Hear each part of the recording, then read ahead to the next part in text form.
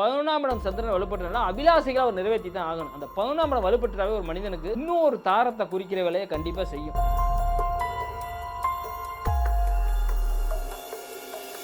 இவரோட ஜாதகம் ஓப்பனா சொன்னா நரேந்திர மோடிஜி ஜாதகம் மாதிரி விஜயோட ஜாதகம்.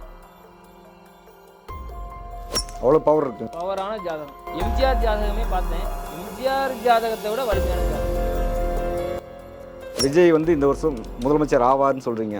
கண்டிப்பா. ஐயா வணக்கம். வணக்கம் வணக்கம். வணக்கம். நல்லா இருக்கீங்களா ஐயா? நல்லா இருக்கேன் ஐயா. சொல்லுங்க. செய்திகள் வந்த வண்ணம் இருக்குங்க ஐயா. சரிங்க ஐயா. நீங்க சொன்ன மாதிரி தேர்தலுக்கு முன்னரமே நமக்கு பேட்டி எடுத்து வெளியிட்டோம் உங்களோட காணொலியா, உங்களோட கருத்துக்களை. ஆமாங்க. ஏன்னா எல்லா ஊடகங்களும் பெரும்பாலான ஊடகங்கள் எல்லாமே திமுக தான் வெற்றி பெறும் அப்படின்னு சொல்லியிருந்தாங்க.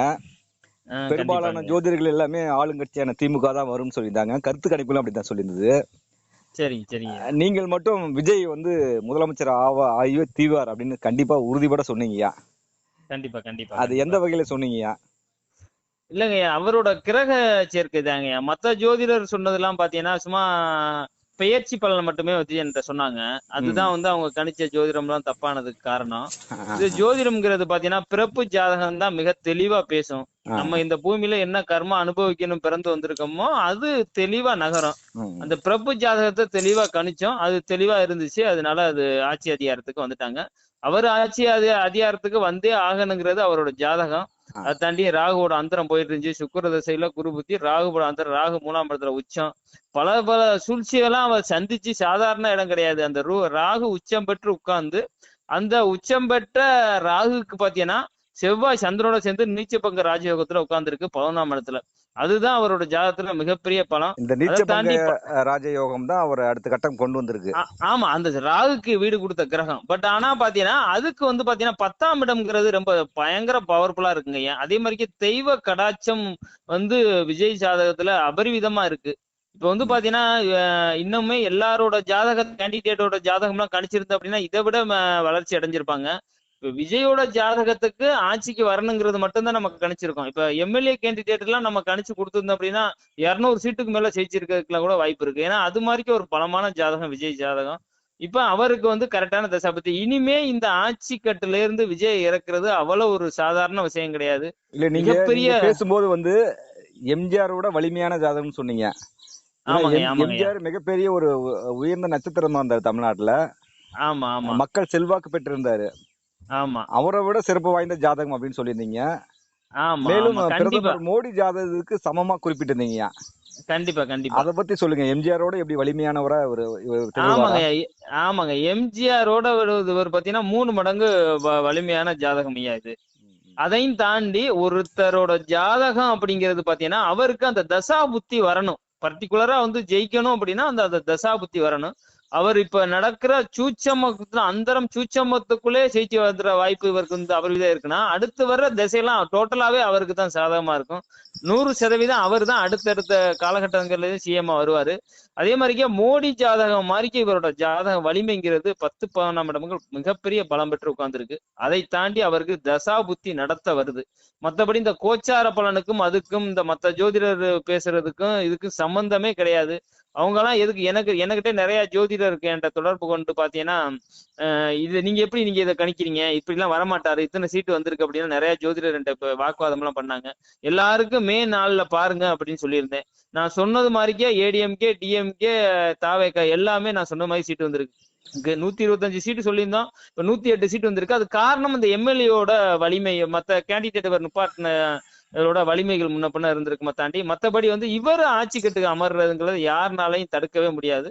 அது மாதிரி ஒரு அமைப்பு. இதுக்குள்ளேயும் ராகு 3ஆம் இடத்துல இருக்க ராகு, உச்சம் பெற்ற ராகு இப்ப அந்தரங்கள் போயிட்டு இருக்கிறதுனால இவரோட இப்ப பாத்தீங்கன்னா ஒரு சில சூழ்ச்சிகள்லாம் பண்ணுவாங்க. ஒரு ஆட்டங்கள் கொஞ்சம் நிறைய வேலைகள் பண்ணுவாங்க. ஏன்னா மெஜாரிட்டி கொஞ்சம் இது இருக்கிறதுனால.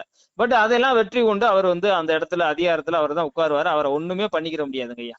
கண்டிப்பாங்க. நீங்க சொன்ன மாதிரி 100 சீட்டுகளுக்கு மேல நிச்சயமா வாங்கிட்டாருங்க. ஆனா என்ன ஒரு குழப்பம்னா இன்னும் பெரும்பான்மையை ஆட்சி அமைக்க முடியாத சூழல் இருக்குல்ல. கூட்டணி கட்சிகள் சீட் வந்தாதானே ஆட்சி அமைக்க வேண்டிய சூழல் இருக்கு. அதனால சில பேர் என்ன கேள்வி கேக்குறாங்கன்னா, இந்த ஆட்சி அப்படி அமைச்சாலும் எப்ப வேணுமா கவிழலாம் அப்படி வாய்ப்பு இருக்குன்னு சொல்றாங்க. அது எப்படிங்க? 5 வருடம் நீடித்து ஆட்சி கொடுப்பாரா?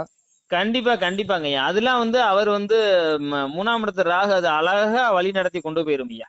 இதெல்லாம் வந்து அந்த சூழ்ச்சியெல்லாம் முறியடிக்கிறது தான் அதோட சிறப்பே. இதுவரைக்கும் இவருக்கு பண்ண சூழ்ச்சி எல்லாத்தையும் அவர் முறியடிச்சு அந்த இடத்துக்கு வந்துட்டு அவர் வந்து இது ஒரு பெரிய விஷயமே கிடையாது. ஏன்னா அவரு ஒரு நிரம்பிய சினிமா அனுபவம் மிக்கவர், இத்தனை படங்கள் நடிச்சிருக்காரு. அரசியல் புதுசுதானே, 2 வருடம் தான் ஆயிடுச்சு அரசியலுக்கு வந்து. எதிர்கட்சிகள் எடுத்து வைக்கிற கோரிக்கைகள், மக்களோட பிரச்சனைகள், மக்களோட எதிர்பார்ப்புகள், கனவுகள் எல்லாத்தையும் சமாளித்து கொண்டு வருவாரா இந்த வருடம்? அதெல்லாம் கண்டிப்பா கொண்டு வருவாங்க. இது ஒரு ஒரு ஆழமான ஜாதகம். இது மத்த ஏற்கனவே இப்ப முன்னாள் முதலமைச்சர் ஸ்டாலின் மாதிரிக்கெல்லாம் ஜாதகம் கிடையாது. இது வந்து பாத்தீங்கன்னா மிகப்பெரிய பலம் வாய்ந்த ஜாதகம். இதோட வலிமைய நீங்க போக போக போக போக பாப்பீங்க. இவ்வளவு நெருக்கடி கொடுத்து ஒருத்தர் வந்து இந்த இடத்துல வந்திருக்காரு அப்படின்னா அவரோட ஜாதக வலிமை தான் முக்கியம். அவர் முன்ஜென்மத்துல பண்ண நல்ல விஷயங்கள் தான் ரொம்ப முக்கியம். இது பெரிய தெய்வ கடாட்சம் நிறைந்த ஜாதகம். இது வந்து 5ஆம் இடம். தேர்தலுக்கு பிந்தையே பாத்தீங்கன்னா அப்பதான் கோவிலுக்கு போனாரு, மசூதி போனாரு, சர்ச்சு போனாங்க. இப்ப எப்படி? ஆமாங்க. 1, 5, 9 சம்பந்தப்பட்டு கேந்திரமும் வலுப்பெற்ற ஜாதகம். 1, 5, 9 சம்பந்தப்பட்டு கேந்திரமும் வலுப்பெற்ற ஜாதகம். மிகப்பெரிய யோக ஜாதகம். இது ஒரு மனிதனுக்கு சாதாரண மனிதனா பிறப்பெடுத்து இது மாதிரிக்கே ஜாதகம் யாருக்கும் நடப்பு திசையா வரணும். மெயினா அது மாதிரிக்கே வந்துச்சு அப்படின்னா எவ்வளவு பெரிய ஆளையும் உச்சத்துக்கு கொண்டு போங்கிற ஒரு ஜாதக அமைப்பு இது. அது மாதிரிக்கே ஒரு ஜாதகம். திரிகோணம் பிளஸ் கேந்திரம் வலுப்பெற்ற ஜாதகங்கிறது மிகப்பெரிய ஒரு பலம் வாய்ந்த ஜாதகம். அந்த அமைப்பு வந்து விஜய் இருக்கு. கண்டிப்பா இப்ப 5 வருடமும் ஆட்சி கொண்டு போயிடுவாரு. கண்டிப்பா அதெல்லாம் தூக்கி சாப்பிட்டுருவாங்க. இந்த 9ஆம் மாசத்துக்கு அப்புறம் அந்த ராகம் முடிஞ்சிடும். அதுக்கப்புறம் அதோட திசையே வேற. அதெல்லாம் வந்து அது நினைச்சே பார்க்க முடியாத உயரத்துக்கு அவர் போறாரு. இனி இருக்கிற கட்சிகள் எல்லாமே இவரை தான் ஆதரிக்கும். இது வரைக்கும் டிஎம்கேல எத்தனை கட்சி கூட்டணி சேர்ந்து இருந்தாலும் அவ்வளவு கட்சிகளும் இனி விஜய் நோக்கி மட்டுமே தான் பயணிக்கும். 100% நடக்கும். இது வந்து இனிமே திமுகங்கிறத ஒரு கட்சி வந்து பாத்தீங்கன்னா மிகப்பெரிய ஒரு சரிவை சந்திக்கிற மாதிரி சூழ்நிலை தான் சந்திக்கும். ஏன்னா அவங்களோட ஜாதக அமைப்பு அப்படி போயிட்டு இருக்கு இப்போக்கி காலகட்டம். யாரு? ஸ்டாலின் ஐயா ஜாதக அமைப்புங்களா? ஸ்டாலின் ஐயா ஜாதகம் அப்படி போயிட்டு இருக்கு. உதயநிதி ஜாதகம் பாத்தீங்கன்னா 10ஆம் இடத்துல சூரியன் உட்கார்ந்து இருக்காரு. அதை வச்சுதான் எல்லாம் பதவிக்கு வருவாங்க அப்படின்னு சொன்னாங்க. ஆனா அந்த 10ஆம் இடத்துக்கு அதிபதி வந்து பாத்தீங்கன்னா நீச்சம் பெற்று உட்கார்ந்து இருக்காரு. சட்டமன்ற உறுப்பினர் வந்துட்டாரு. சட்டமன்ற உறுப்பினர் 10ஆம் இடத்துல இருக்க சூரியன் அவ்வளவுதான் முடியும். அதிகாரத்துக்கு வரணும்னா அதுக்கு வந்து இன்னமும் கிரகங்கள் தேவைப்படுதுங்க ஐயா. அந்த ஜாதகங்கிறது அவருக்கு தான் செயல்படுது. அவர் சட்டமன்ற உறுப்பினரை தான் ஆனாரு. இப்ப ஸ்டாலின் ஐயா தோத்ததே மிகப்பெரிய அவருக்கு நல்லது. இப்ப இந்த ஹெல்த்ல ஒரு சில விஷயம், அந்த அம்மா துர்காம்மா வழிபட்டதுக்கு காரணம் இப்ப வந்து இறைவன் வந்து பாத்தீங்கன்னா ஒரு 2 ஜாதகத்தையும் இணைக்கும் போது ஒரு மனைவி ஜாதகங்கிறது தன்னோட தாலி பாக்கியத்துக்கு ஒரு அருகதையை கொடுக்க மாதிரி ஒரு தோல்வியை கொடுத்துருக்கு. அப்ப என்ன ஆகுது அப்படின்னா இந்த பலன் கொஞ்சம் நெகட்டிவா இருக்கு. அது அந்த அந்த அந்த அந்த அந்த உடல் ரீதியா ஒரு சில பிரச்சனைக்கு வந்து இது கொஞ்சம் ஆறுதலா மருந்து போடுறது மாதிரிக்கு. நான் சொல்றது ஹெல்த்துக்காக சொல்றேன். இவர் ஜெயிச்சிருந்தார் அப்படின்னா மிகப்பெரிய ஒரு ஆபத்தை தான் இவர் சந்திச்சிருப்பார். நல்லதுங்க. இப்ப திரு விஜய் அவர்கள் இப்ப அரசியல் ரீதியா வெற்றி பெற்றாலும் குடும்ப ரீதியா ஒரு தோல்வி அடைந்ததான் காணப்படுறாரு. மனைவி குழந்தைகள் எல்லாம் பிரிந்து இருக்காரு. அதுல சுமூகமான உறவு ஏற்படுங்களையா? இல்லங்க, அதெல்லாம் பாத்தீங்கன்னா அது வந்து 11ஆம் இடத்தோட வேலை. 11ஆம் இடம் வலுப்பெற்ற ஒரு ஜாதகம் யாருக்குமே பாத்தீங்கன்னா இருதாரத்தை குறிக்கிற வேலையை கண்டிப்பா செய்யும். இது எல்லாரோட தனிப்பட்ட ஜாதகத்திலும் இருக்கிற ஜாதகம் தான். அது மாதிரிக்கு அமைப்பு. இப்ப செவ்வாயோட வீட்டுல உட்கார்ந்து இருக்க ராகு சந்திரன் நடத்திட்டு இருக்காரு. ஆல்ரெடி பாத்தீங்கன்னா குரு பாதகாதிபதி மறைஞ்சு தசாபதி 3 வருஷத்துக்கு முன்னாடியே இந்த பிரச்சனை எல்லாம் ஓடிட்டு தான் இருக்குன்னு ஏற்கனவே சேனல் எல்லாம் பேசியிருக்கேன். இப்ப இந்த காலகட்டம் 11ஆம் இடம் வலுப்பெற்று அந்த நீச்சபங்க ராஜயோகத்துல செவ்வாய் வந்து 3ஆம் இடத்து அதிபதி 11ஆம் இடம் இருந்ததுனால இந்த காலகட்டங்கள் வந்து அவருக்கு வந்து அப்படித்தான் இருக்கும். பட் ஆனா அவர் குடும்பத்தை விட்டுட்டு தனியா ஓகே அப்படிங்கிற லெவலுக்கு இருக்க மாட்டாரு. அந்த குடும்ப பற்று இருக்கும். அந்த 11ஆம் இடத்துல வலுப்பெற்ற காரணத்தால் இருதார குற்றத்தை கண்டிப்பா கொடுக்குற வேலையை கண்டிப்பா செஞ்சு கொடுக்கும். இது எல்லா ஜாதத்திலும் இருக்கும். அதுக்கு மேல அவர் வந்து கன்னியா லக்கணத்துல பிறந்தனால 2ஆம் அதிபதி பாத்தீங்கன்னா உங்களுக்கு 9ஆம் இடத்துல கேதுவோட சேர்ந்து உட்கார்ந்துருச்சு. கேது 2ஆம் இடத்து அதிபதியோட சேர்ந்து உட்கார்ந்தாவே ஒரு வந்து பாத்தீங்கன்னா அது ஒரு கிரக தோஷம் மாதிரி. அது என்ன பண்ணும் அப்படின்னா குடும்பம் சார்ந்த விஷயத்துல பிரிச்சு வைக்கிற வேலையை செஞ்சு கொடுக்கும். அதைத்தான் அவருக்கு செஞ்சு கொடுத்துருக்கு. பட் ஆனா அவர் வந்து அந்த குடும்பத்தை பெருசா விட்டுருவாரு பண்ணிடுவாரு அப்படிங்கிற அளவுக்கு பெருசா ஒரு நெகட்டிவ் கிடையாது.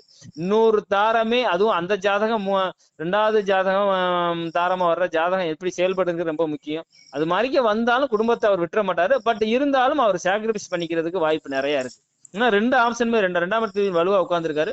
11ஆம் இடம் வலுப்பட்டு இருக்கு. 2மே 2 கண்ணா தான் பாப்பாரு. ஆனா பட் இருந்தாலும் ஒரு சில விஷயம் பாத்தீங்கன்னா அவர் வந்து என்னோட கணக்கு பாத்தீங்கன்னா அவ்வளவு சீக்கிரத்துல இன்னொரு ஸ்தானத்துக்கு அவர் போறதுக்கு வாய்ப்பு கம்மிங்கய்யா.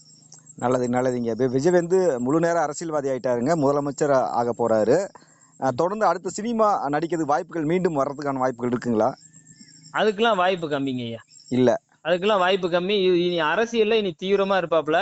இனி வந்து பாத்தீங்கன்னா இது வந்து ஒரு ட்ரைலர் தான். அவரோட அரசியல் வாழ்க்கைக்கு இப்ப வெற்றி வந்து ஒரு ட்ரைலர் தான். இன்னமும் பாத்தீங்கன்னா மிகப்பெரிய உயரத்துக்கு அவர் அடைய போறாரு.